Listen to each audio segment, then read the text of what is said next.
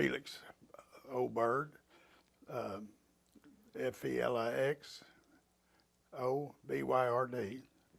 What is your birthday and where were you born? October the 1st, 1929 at Pilot Point, Texas. Where? Pilot Point, out of Denton. P-A... P-I-L-O-T. L-O-T. P-O-I-N-T. Texas. Mm-hmm. Tell me about your family when you were growing up, your parents and your siblings. I was the only child. My dad was always in the lumber business, and my mother was a school teacher and a housewife. She went back to college when I was called back to Korea. She had started college, but she finished while I was in the service in Korea. Ah. So you were finishing your high school here?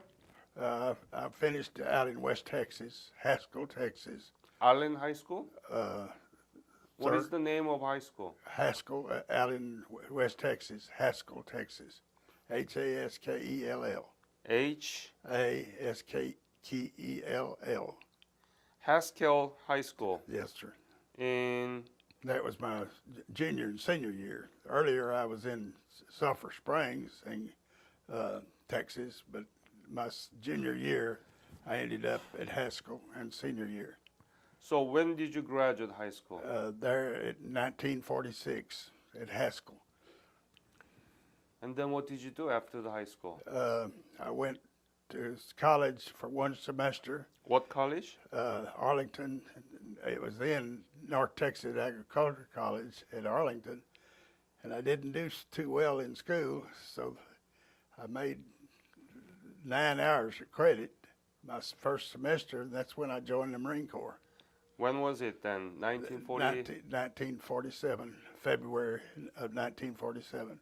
Right. So you enlisted to Marine? Right. 3 years. Also, during that time, I extended a year to go to China.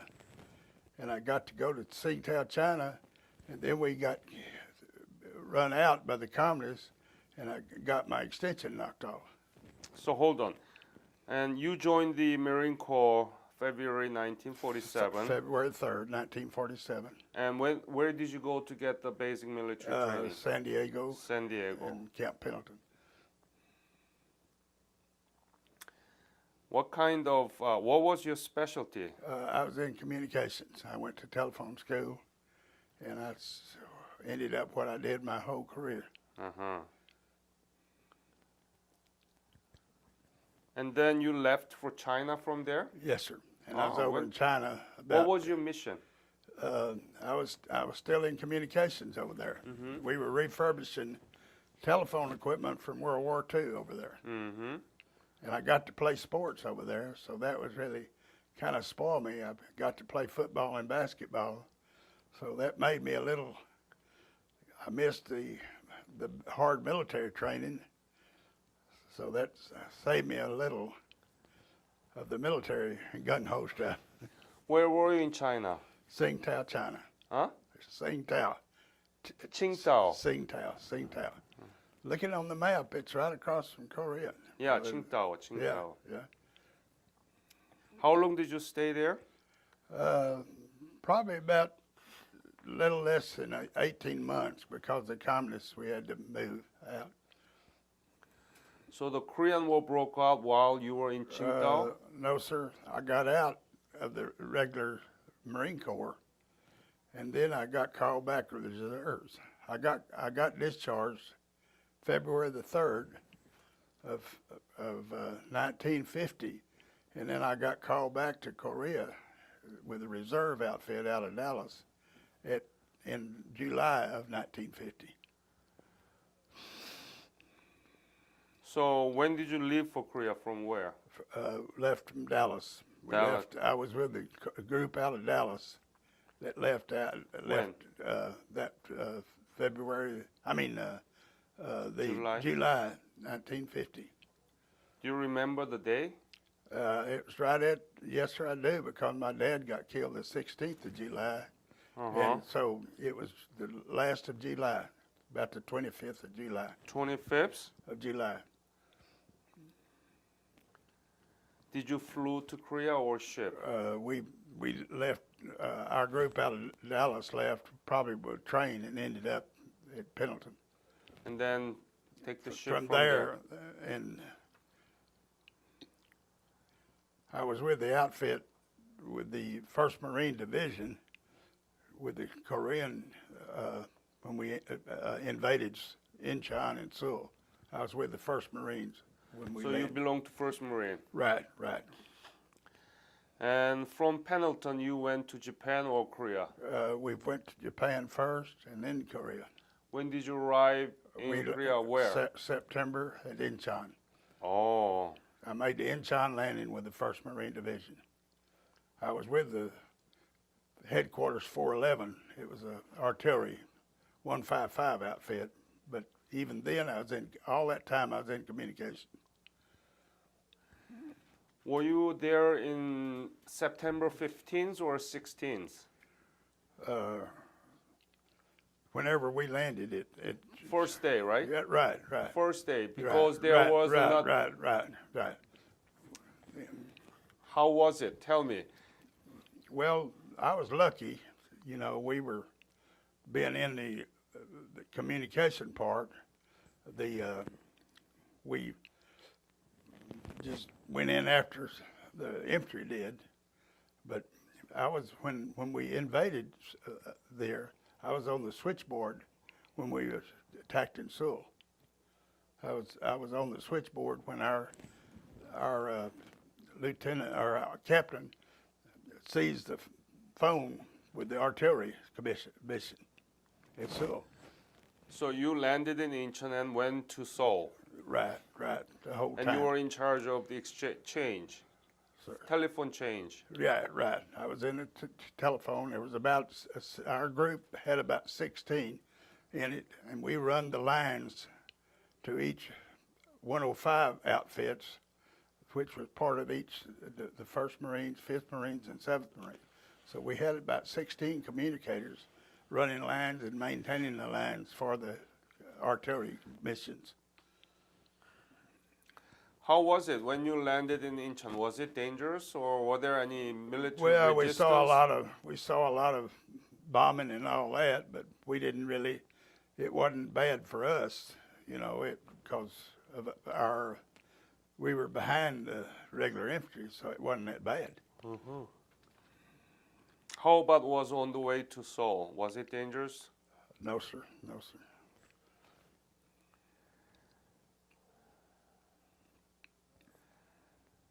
So how was Seoul when you saw it? It was just bombed up pretty bad. It was just, you know, all the artillery and everything with the ships bombing, shooting, you know, it was pretty bad, really. Were there Korean people in the street, or how do they look? Well, I didn't pay attention, you know, I didn't really notice any problem. I mean, just after the bombing, you know, everything was scattered. Were you scared at the time? No, sir. Not then. Not during that time. Were you nervous? Not really. Not at that time. Later, we had some problems. Oh, I was part of the chosen later. That's when I became a different situation. Then what happened then, our outfit, we moved a bunch of times from September to Thanksgiving. And after the Thanksgiving is when it really, Thanksgiving Day, we had our meal, and our outfit moved up, part of our outfit moved up 30 or 40 miles, and I was left behind. And after that, a week later, as they had fought from the chosen down to the airstrip, I became an infantryman, and I was in the infantry for a week from the airstrip at Hagaru till Ham Hung. So during that time, I was an infantryman. And that first night that we attacked at the hills, we was on the hills to the right side as they started their retreat, I was with a guy. We left their sleeping. The guys elected not to have their sleeping bags, and we were up there 30 below without a sleeping bag.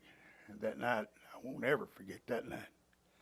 We huddled up with somebody, but it was 30 below, and I was with the infantry till we got to Ham Hung, where we evacuated. How did you survive that winter without even a sleeping bag? It was tough. It was tough. I remember that night real well. And I was shot at immediately, and I dove on the ground.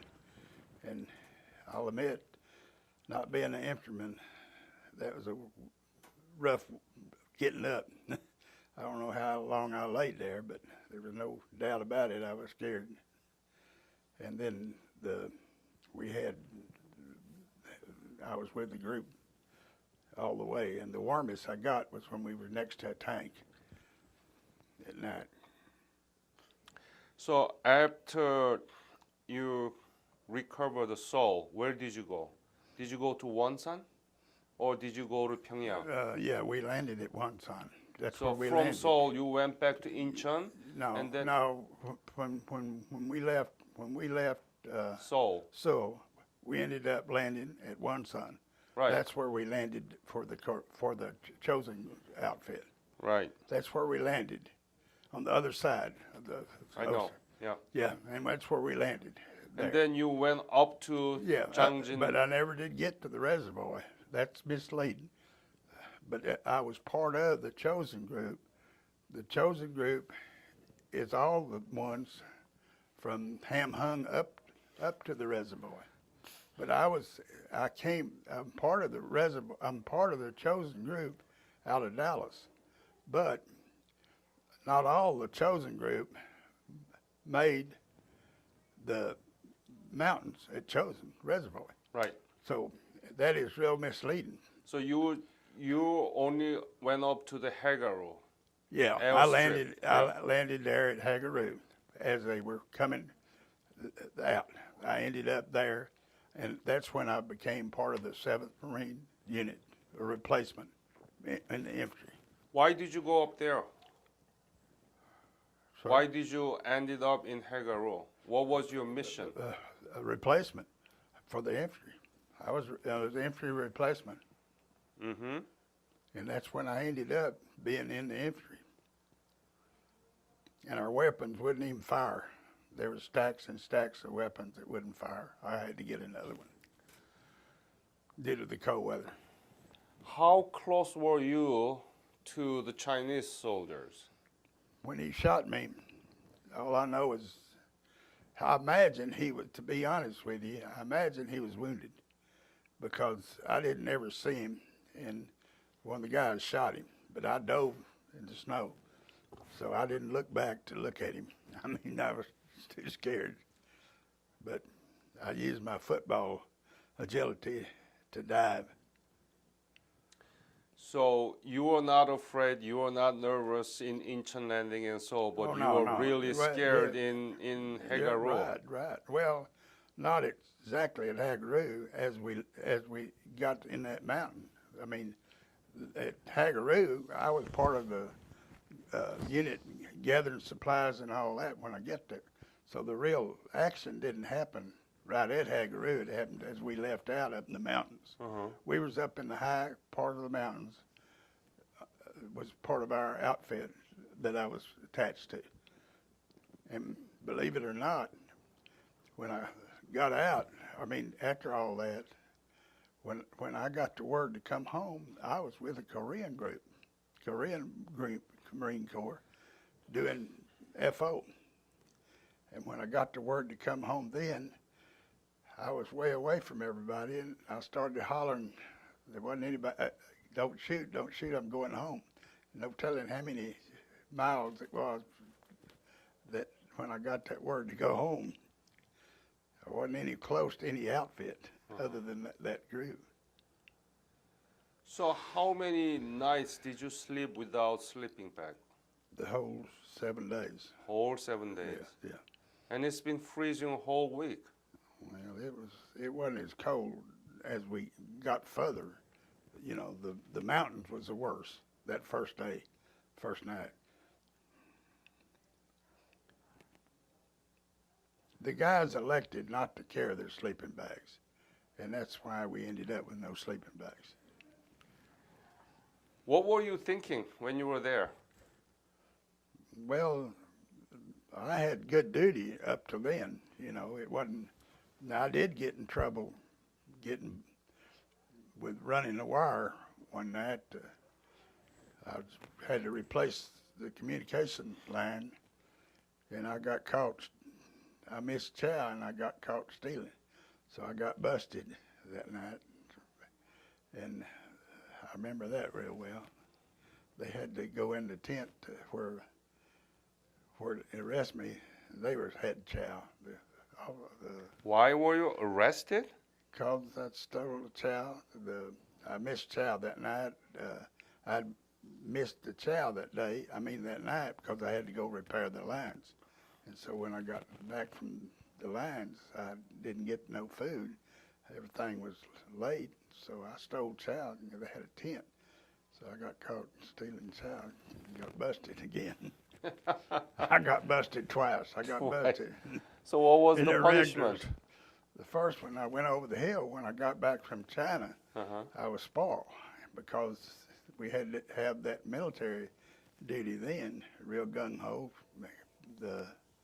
And I was spoiled from from China, being in the sports. So when you're in sports, you don't have all that gung-ho stuff like the other.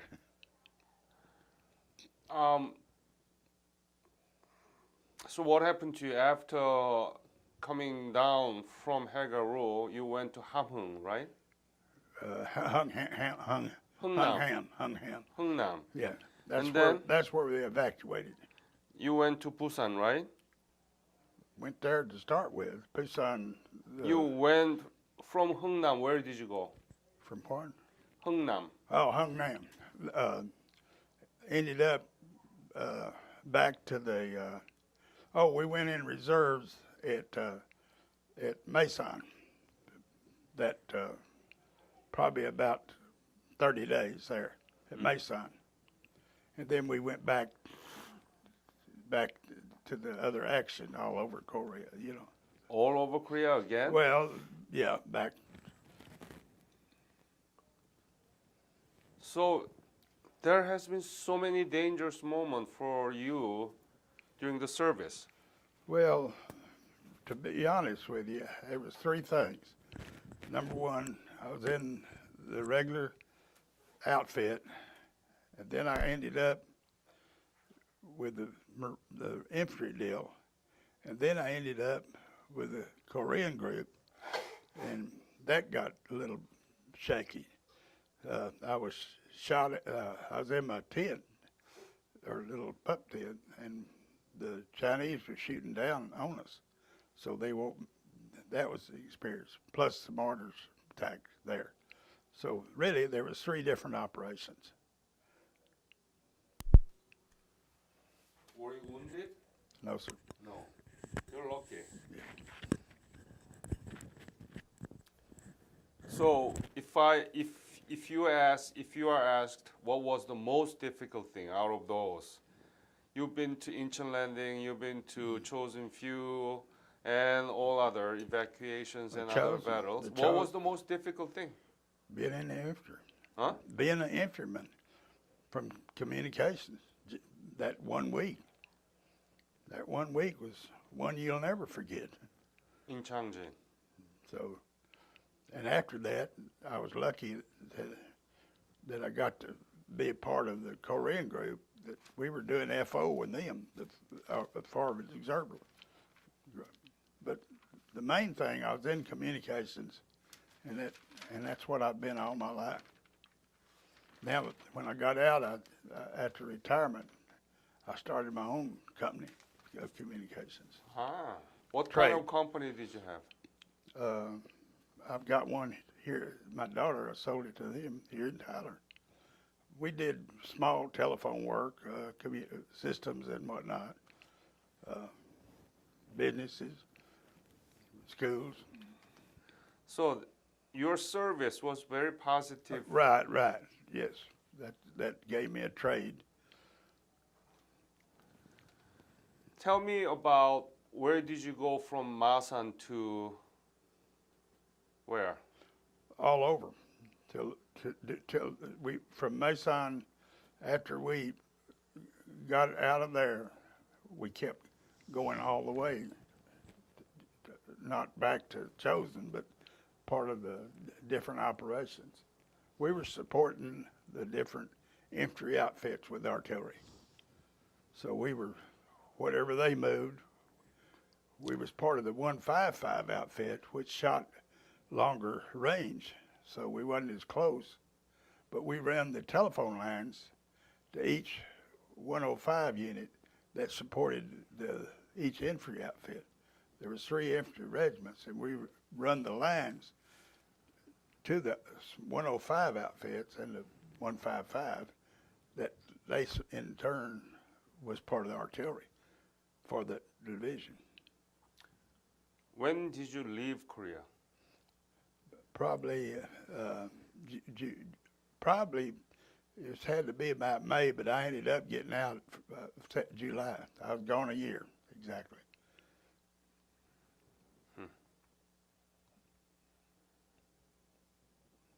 We were one of the first ones to get rotated home due to where we were the first to land, so we were pretty well.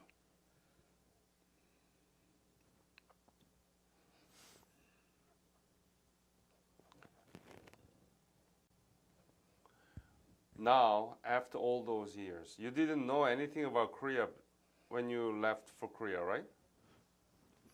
Not really.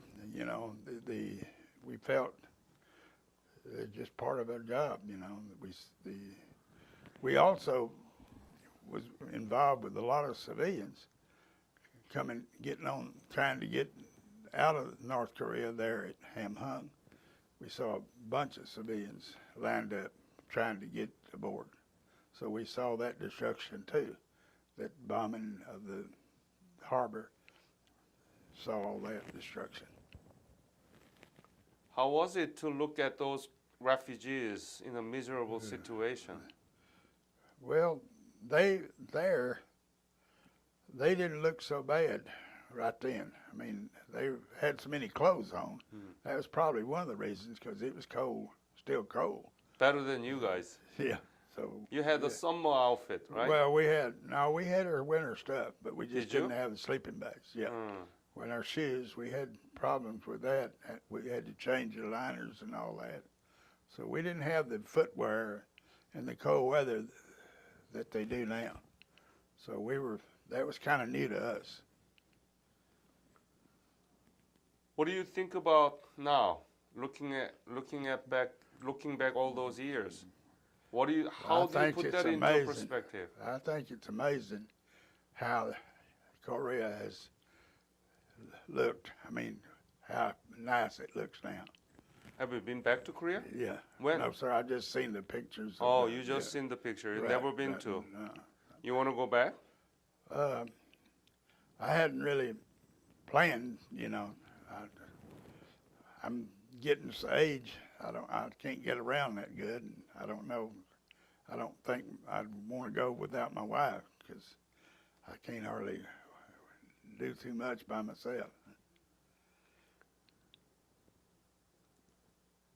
So then you mostly ate sea ration. Right. Well, we didn't have much there that week. We didn't have much going in there. Those Tootsie Rolls come in handy. I was involved in picking them up. Oh, really? That when I got there that day, my job was to gather the supplies, and we moved out the next morning. And another thing, I was lucky. Each part of as a unit, I was in the hill to the right, and after reading about it, the hill to the left was worse. So I was lucky that way that I happened to be on the right side. Mm-hmm. And a lot of that in the military, just like your MOS being in our communication, that makes a lot of difference. Because if you're in the infantry, that's a whole new ball game. I got part of it, so I know what they went through. Yeah. You know, the Chinese soldiers were in North Korea in early October. So Yeah, well, luckily, they wasn't bothering us because they was trying to get the big people. Yeah, our outfit was down 30 miles back, but they wasn't trying to, they were hiding. They were hiding, and they were moving at night. They didn't move. They hid. And to be honest with you, it was bad on our organization, the big wheels, not realizing, MacArthur especially, how bad it was. He was acting like it just a few, and there was more than a few. So. Yeah, there were intelligence that the Right, Chinese right. soldiers were in North Korea early October. Yeah, right. And they didn't do nothing about Well, it they until... acted like that they were just stragglers, but that was bad. It was bad. So if you were anything were done about Chinese in early October or even in October during the... Well, the only time that I run a deal was that after a week after Thanksgiving. That's when I was part of that. And we had a houseboy there when I was in Tsingtao, and I kept thinking about him having to go against. Tell me about it. Well, I mean, what I'm saying, he was probably one that was fighting against. But I had a lot to deal with Tsingtao about how they were and whatnot. Any other message that you want to leave to this interview? No. Do you have some pictures that you took during the war? No, sir. One of the guys took some, but I'm not sure I'm not sure what happened to him, to be honest with you. I know the sergeant, when I just started to be a lineman, when I was in the telephone, and our sergeant at the time was getting on to me about, that's the way with him. I had trouble trying to climb a pole right by a building. And I remember him getting on me. That's the way with them Southwestern Bell linemen. He was a power lineman. So, but that climbing the poles, always running the wires and whatnot, and I was struggling to get up that pole. Yeah. But I hadn't had that much experience because when I got called back, I was only been a telephone about 3 months. Do you want to go back to Korea if they invite you? Yeah, probably, yeah. Thank you, sir. You bet.